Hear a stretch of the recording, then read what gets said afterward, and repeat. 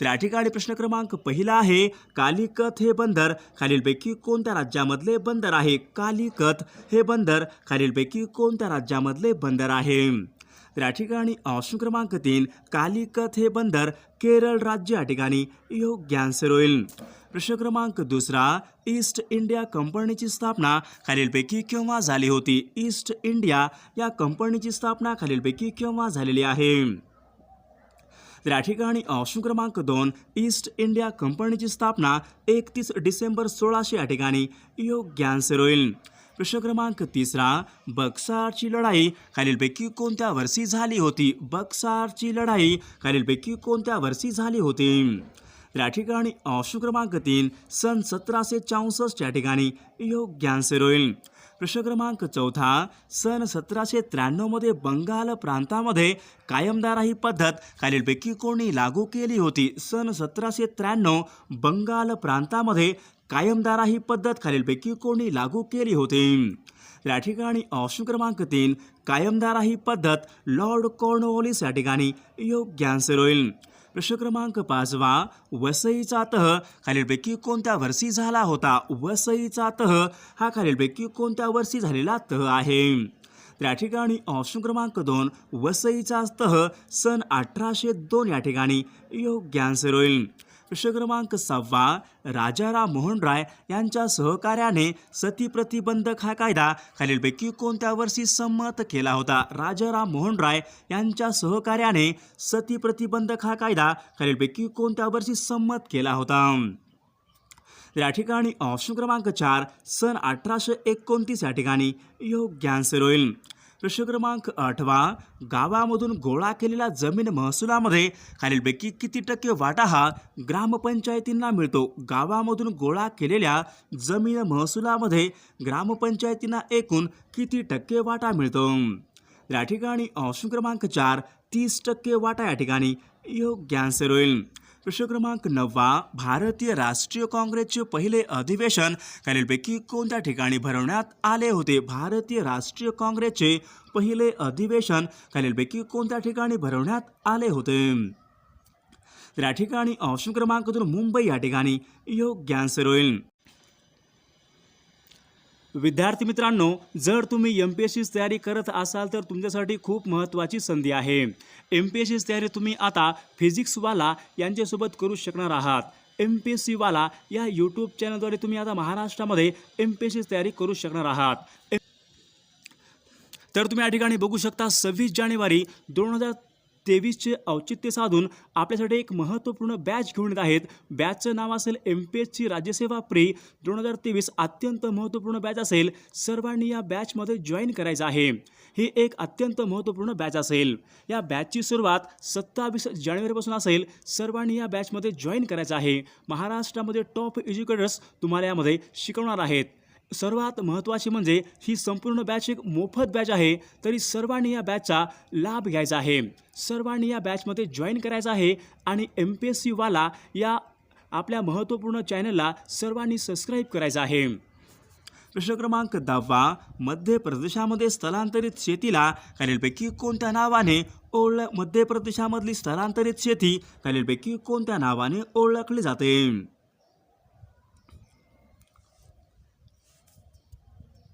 तर या ठिकाणी ऑप्शन क्रमांक 3, बेवर या ठिकाणी योग्य आन्सर होईल.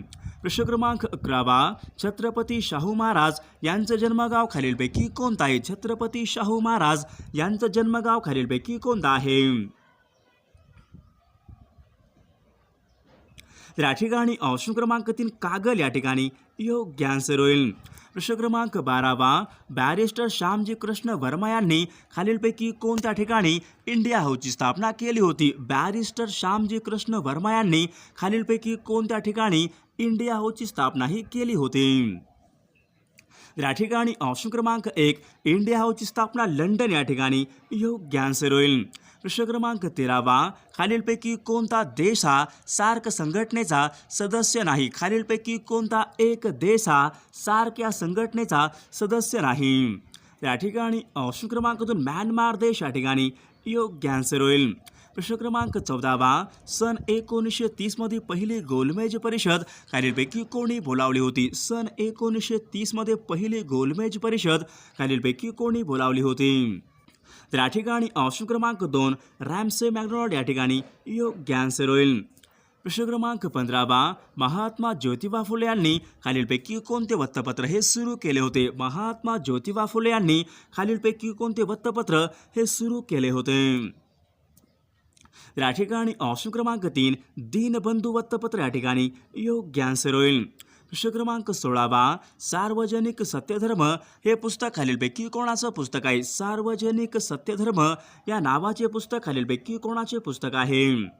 या ठिकाणी ऑप्शन क्रमांक 4 महात्मा ज्योतिबा फुले या ठिकाणी योग्य आन्सर होईल. ऑप्शन क्रमांक 19 संपूर्ण स्वराज्याची मागणी राष्ट्रीय सभेच्या खालीलपैकी कोणत्या अधिवेशनामध्ये करण्यात आली होती? संपूर्ण स्वराज्याची मागणी राष्ट्रीय सभेच्या खालीलपैकी कोणत्या अधिवेशनामध्ये करण्यात आली होती? या ठिकाणी ऑप्शन क्रमांक 2 लाहोर अधिवेशन सन 1929 या ठिकाणी योग्य आन्सर होईल. प्रश्न क्रमांक 20 भारत आणि पाकिस्तान यांच्यामध्ये सिमला करार खालीलपैकी कोणत्या वर्षी झाला होता? भारत आणि पाकिस्तान यांच्यामध्ये सिमला करार हा खालीलपैकी कोणत्या वर्षी झाला होता? या ठिकाणी ऑप्शन क्रमांक 4 भारत आणि पाकिस्तान यांच्यामध्ये सिमला करार हा सन 1972 या ठिकाणी योग्य आन्सर होईल. ऑप्शन क्रमांक 22 पोखरण येथे पहिली अणुचाचणी खालीलपैकी केव्हा घेण्यात आली होती? पोखरण या ठिकाणी भारताची पहिली अणुचाचणी खालीलपैकी कोणत्या दिवशी घेण्यात आली होती? या ठिकाणी ऑप्शन क्रमांक 2 18 मे सन 1974 या ठिकाणी योग्य आन्सर होईल. प्रश्न क्रमांक 23 बहिष्कृत भारत हे पाक्षिक खालीलपैकी कोणी सुरू केले होते? बहिष्कृत भारत हे पाक्षिक खालीलपैकी कोणी सुरू केलेले पाक्षिक आहे? या ठिकाणी ऑप्शन क्रमांक 3 डॉक्टर बाबासाहेब आंबेडकर या ठिकाणी योग्य आन्सर होईल. प्रश्न क्रमांक 24 महात्मा ज्योतिबा फुले यांना महाराष्ट्राचे बुकर टी वॉशिंग्टन असे खालीलपैकी कोणी म्हटले होते? महात्मा ज्योतिबा फुले यांना महाराष्ट्राचे बुकर टी वॉशिंग्टन असे खालीलपैकी कोणी म्हटले होते? या ठिकाणी ऑप्शन क्रमांक 1 सयाजीराव गायकवाड या ठिकाणी योग्य आन्सर होईल. प्रश्न क्रमांक 25 सन 1934 मध्ये समाजवादी काँग्रेसची स्थापना खालीलपैकी कोणी केली होती? सन 1934 मध्ये समाजवादी काँग्रेसची स्थापना खालीलपैकी कोणी केली होती? या ठिकाणी ऑप्शन क्रमांक 2 जयप्रकाश नारायण या ठिकाणी योग्य आन्सर होईल.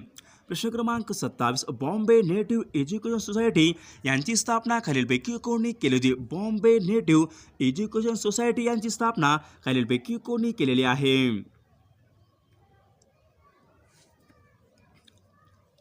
या ठिकाणी ऑप्शन क्रमांक 3 जगन्नाथ शंकर सेठ या ठिकाणी योग्य आन्सर होईल. प्रश्न क्रमांक 28 कायद्यासमोर समानता हे भारतीय राज्यघटनेच्या खालीलपैकी कोणत्या कलमाच्या अंतर्गत दिलेले आहे? या ठिकाणी ऑप्शन क्रमांक 1 कायद्यासमोर समानता कलम 14 या ठिकाणी योग्य आन्सर होईल. प्रश्न क्रमांक 29 केंद्र शासनाचे घटनात्मक प्रमुख खालीलपैकी कोण असतात? केंद्र शासनाचे घटनात्मक प्रमुख खालीलपैकी कोण असतात? या ठिकाणी ऑप्शन क्रमांक 2 केंद्र शासनाचे घटनात्मक प्रमुख राष्ट्रपती या ठिकाणी योग्य आन्सर होईल. प्रश्न क्रमांक 30 घटनात्मक उपाययोजनेचा अधिकार खालीलपैकी कोणत्या कलमाच्या अंतर्गत देण्यात आलेला आहे? घटनात्मक उपाययोजनेचा अधिकार खालीलपैकी कोणत्या कलमाच्या अंतर्गत देण्यात आलेला आहे? या ठिकाणी ऑप्शन क्रमांक 3 कलम 32 या ठिकाणी योग्य आन्सर होईल. प्रश्न क्रमांक 31 कोल्हेरू हे गोड्या पाण्याचे सरोवर खालीलपैकी कोणत्या राज्यामध्ये आहे? कोल्हेरू हे गोड्या पाण्याचे सरोवर खालीलपैकी कोणत्या राज्यामध्ये आहे? या ठिकाणी ऑप्शन क्रमांक 2 आंध्र प्रदेश राज्य या ठिकाणी योग्य आन्सर होईल. प्रश्न क्रमांक 32 टिहरी हा जलविद्युत प्रकल्प खालीलपैकी कोणत्या राज्यामध्ये आहे? टिहरी हा जलविद्युत प्रकल्प खालीलपैकी कोणत्या राज्यामध्ये आहे? या ठिकाणी ऑप्शन क्रमांक 4 उत्तराखंड राज्य या ठिकाणी योग्य आन्सर होईल. प्रश्न क्रमांक 33 सातपुडा पर्वत रांगामध्ये सर्वात उंच शिखर खालीलपैकी कोणता आहे? सातपुडा या पर्वत रांगेमध्ये सर्वात उंच शिखर खालीलपैकी कोणता आहे? या ठिकाणी ऑप्शन क्रमांक 1 धूपगड शिखर या ठिकाणी योग्य आन्सर होईल. प्रश्न क्रमांक 34 कोलोरॅडो हा वाळवंटी प्रदेश खालीलपैकी कोणत्या खंडामध्ये आहे? कोलोरॅडो हा वाळवंटी प्रदेश खालीलपैकी कोणत्या खंडामध्ये आहे? या ठिकाणी ऑप्शन क्रमांक 1 उत्तर अमेरिका खंड या ठिकाणी योग्य आन्सर होईल. प्रश्न क्रमांक 37 पेशींची ऊर्जा निर्मिती केंद्र असे खालीलपैकी कोणाला म्हणतात? पेशींचे ऊर्जा निर्मिती केंद्र असे खालीलपैकी कोणाला म्हणतात? तर या ठिकाणी ऑप्शन क्रमांक 2 तंतुकणिका या ठिकाणी योग्य आन्सर होईल. प्रश्न क्रमांक 38 कावीळ हा रोग माणसाला खालीलपैकी कशामुळे होतो? कावीळ हा रोग माणसाला खालीलपैकी कशामुळे होणारा रोग आहे? या ठिकाणी ऑप्शन क्रमांक 1 कावीळ हा रोग विषाणूमुळे होणारा रोग या ठिकाणी योग्य आन्सर होईल. प्रश्न क्रमांक 39 निमोनिया हा मानवी शरीराच्या खालीलपैकी कोणत्या भागाला होतो? निमोनिया हा आजार मानवी शरीरामधील खालीलपैकी कोणत्या अवयवाला होणारा विकार आहे? तर या ठिकाणी ऑप्शन क्रमांक 1 निमोनिया हा आजार फुफ्फुस अवयव या ठिकाणी योग्य आन्सर होईल. प्रश्न क्रमांक 40 विवा शिरवाडकर यांच्या खालीलपैकी कोणत्या काव्यसंग्रहाला ज्ञानपीठ पुरस्कार हा मिळाला? विवा शिरवाडकर यांच्या खालीलपैकी कोणत्या काव्यसंग्रहाला ज्ञानपीठ हा पुरस्कार प्राप्त झाला होता? या ठिकाणी ऑप्शन क्रमांक 2 विशाखा हा काव्यसंग्रह या ठिकाणी योग्य आन्सर होईल. प्रश्न क्रमांक 41 बालकवी असे प्रसिद्ध टोपण नाव खालीलपैकी कोणत्या कवीचं आहे? बालकवी हे प्रसिद्ध टोपण नाव खालीलपैकी कोणत्या कवीचं आहे? या ठिकाणी ऑप्शन क्रमांक 3 त्र्यंबक बापूजी ठोंबरे या ठिकाणी योग्य आन्सर होईल. प्रश्न क्रमांक 42 रंगभूमी दिन खालीलपैकी कोणत्या तारखेला असतो? रंगभूमी दिन खालीलपैकी कोणत्या तारखेला असतो? तर या ठिकाणी ऑप्शन क्रमांक 3 रंगभूमी दिन 5 नोव्हेंबर या ठिकाणी योग्य आन्सर होईल. प्रश्न क्रमांक 43 रेव्होल्यूशन 2020 हे पुस्तक खालीलपैकी कोणाचं पुस्तक आहे? रेव्होल्यूशन 2020 हे पुस्तक खालीलपैकी कोणाचं पुस्तक आहे? तर या ठिकाणी ऑप्शन क्रमांक 2 चेतन भगत या ठिकाणी योग्य आन्सर होईल. प्रश्न क्रमांक 44 पोंगल हा सण भारतामध्ये खालीलपैकी कोणत्या राज्यामध्ये साजरा करण्यात येतो? पोंगल हा सण भारतामध्ये खालीलपैकी कोणत्या राज्यामध्ये साजरा करण्यात येतो? तर या ठिकाणी ऑप्शन क्रमांक 4 तामिळनाडू राज्य या ठिकाणी योग्य आन्सर होईल. क्रमांक 46 भूदान चळवळीचे जनक खालीलपैकी कोणास म्हटले जाते? भूदान चळवळीचे जनक असे खालीलपैकी कोणास म्हटले जाते? या ठिकाणी ऑप्शन क्रमांक 2 विनोबा भावे या ठिकाणी योग्य आन्सर होईल. प्रश्न क्रमांक 47 औरंगाबाद जिल्ह्याचे विभाजन होऊन नवीन जालना हा जिल्हा खालीलपैकी केव्हा निर्माण करण्यात आला होता? औरंगाबाद जिल्ह्याचे विभाजन होऊन जालना हा नवीन जिल्हा खालीलपैकी केव्हा निर्माण करण्यात आला होता?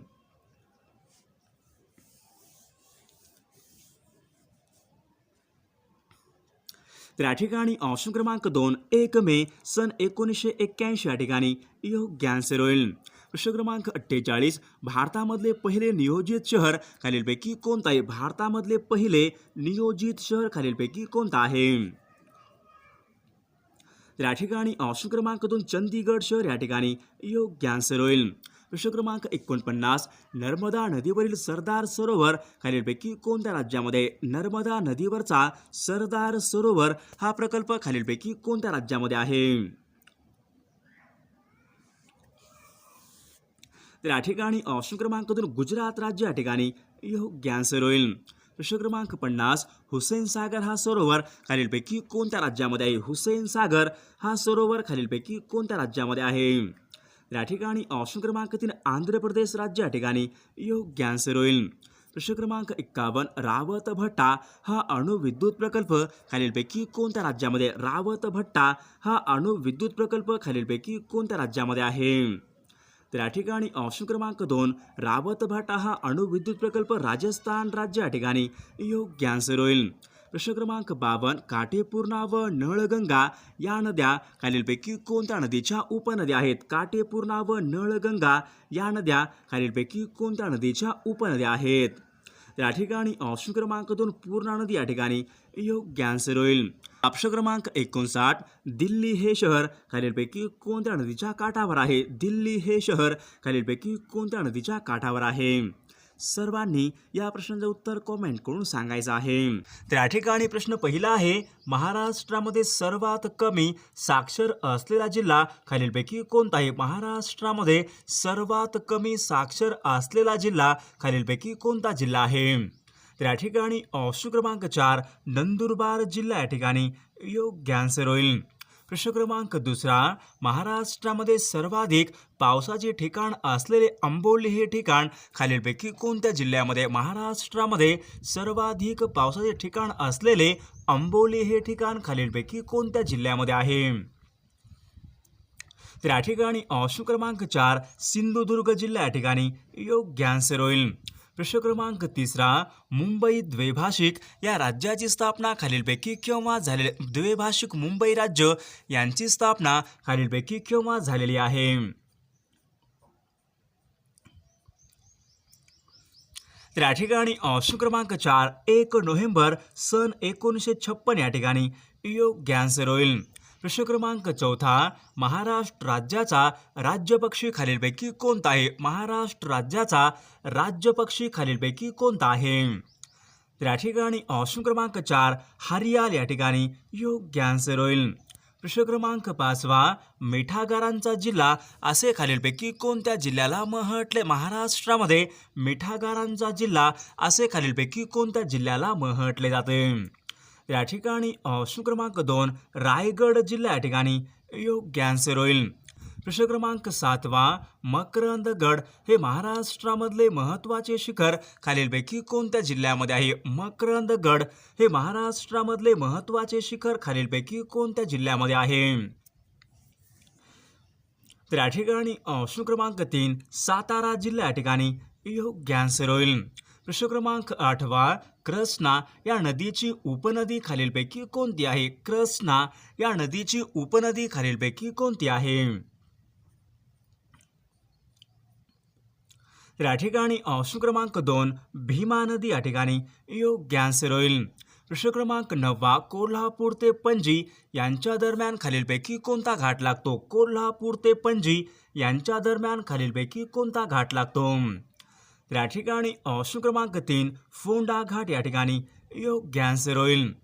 प्रश्न क्रमांक 11वा, सागरेश्वर हे हरणांसाठी प्रसिद्ध असलेले अभयारण्य खालीलपैकी कोणत्या जिल्ह्यामध्ये आहे? सागरेश्वर हे हरणांसाठी प्रसिद्ध असलेले अभयारण्य खालीलपैकी कोणत्या जिल्ह्यामध्ये आहे? तर या ठिकाणी ऑप्शन क्रमांक 4 सांगली जिल्हा या ठिकाणी योग्य आन्सर होईल. प्रश्न क्रमांक 12वा, नॅशनल हायवे क्रमांक 50 खालीलपैकी कोणत्या 2 शहरादरम्यान आहे? नॅशनल हायवे क्रमांक 50 खालीलपैकी कोणत्या 2 देशादरम्यान आहे? या ठिकाणी ऑप्शन क्रमांक 2 पुणे ते नाशिक या ठिकाणी योग्य आन्सर होईल. प्रश्न क्रमांक 13वा, संरक्षण साहित्य निर्मिती केंद्र जवाहरनगर खालीलपैकी कोणत्या जिल्ह्यामध्ये आहे? संरक्षण साहित्य निर्मिती केंद्र जवाहरनगर खालीलपैकी कोणत्या जिल्ह्यामध्ये आहे? या ठिकाणी ऑप्शन क्रमांक 3 भंडारा जिल्हा या ठिकाणी योग्य आन्सर होईल. प्रश्न क्रमांक 14वा, महाराष्ट्राला लागून एकूण किती राज्यांच्या सीमा आहेत? महाराष्ट्राला लागून एकूण किती राज्यांच्या सीमा आहेत? तर या ठिकाणी ऑप्शन क्रमांक 2 एकूण 6 राज्यांच्या सीमा या ठिकाणी योग्य आन्सर होईल. प्रश्न क्रमांक 16वा, गणपतीपुळे हे समुद्र किनाऱ्यावरचे निसर्गरम्य स्थान खालीलपैकी कोणत्या जिल्ह्यामध्ये आहे? गणपतीपुळे हे समुद्र किनाऱ्यावरचे निसर्गरम्य स्थान खालीलपैकी कोणत्या जिल्ह्यामध्ये आहे? या ठिकाणी ऑप्शन क्रमांक 2 रत्नागिरी जिल्हा या ठिकाणी योग्य आन्सर होईल. प्रश्न क्रमांक 17वा, धुळे हे शहर खालीलपैकी कोणत्या नदीच्या काठावर आहे? धुळे हे शहर खालीलपैकी कोणत्या नदीच्या काठावर आहे? तर या ठिकाणी ऑप्शन क्रमांक 4 पांझरा नदी या ठिकाणी योग्य आन्सर होईल. प्रश्न क्रमांक 18वा, विल्सन हा बंधारा खालीलपैकी कोणत्या नदीवरचा बंधारा आहे? विल्सन हा बंधारा महाराष्ट्रामध्ये खालीलपैकी कोणत्या नदीवरचा बंधारा आहे? तर या ठिकाणी ऑप्शन क्रमांक 4 विल्सन बंधारा प्रवरा नदी या ठिकाणी योग्य आन्सर होईल.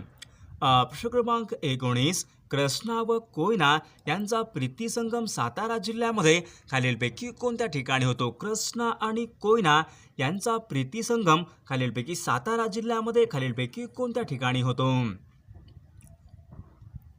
तर या ठिकाणी ऑप्शन क्रमांक 3 कराड या ठिकाणी योग्य आन्सर होईल. प्रश्न क्रमांक 20 पंढरपूर येथे अर्धवर्तुळाकार चंद्रासारखा आकार धारण करणाऱ्या कोणत्या नदीला चंद्रभागा नदी म्हणून असे ओळखले जाते? तर या ठिकाणी ऑप्शन क्रमांक 3 चंद्रभागा नदी म्हणजेच ऑप्शन क्रमांक 3 भीमा नदी या ठिकाणी योग्य आन्सर होईल. प्रश्न क्रमांक 21 सूर्यग्रहण नेहमी खालीलपैकी कोणत्या दिवशी होते? सूर्यग्रहण नेहमी खालीलपैकी कोणत्या दिवशी होते? तर या ठिकाणी ऑप्शन क्रमांक 2 सूर्यग्रहण नेहमी अमावस्येला या ठिकाणी योग्य आन्सर होईल. प्रश्न क्रमांक 22 महाराष्ट्रामधील खालीलपैकी कोणत्या जिल्ह्यामध्ये तेलबियांचे सर्वात जास्त उत्पादन होते? महाराष्ट्रामध्ये खालीलपैकी कोणत्या जिल्ह्यामध्ये तेलबियांचे सर्वात जास्त उत्पादन होते? या ठिकाणी ऑप्शन क्रमांक 3 जळगाव जिल्हा या ठिकाणी योग्य आन्सर होईल.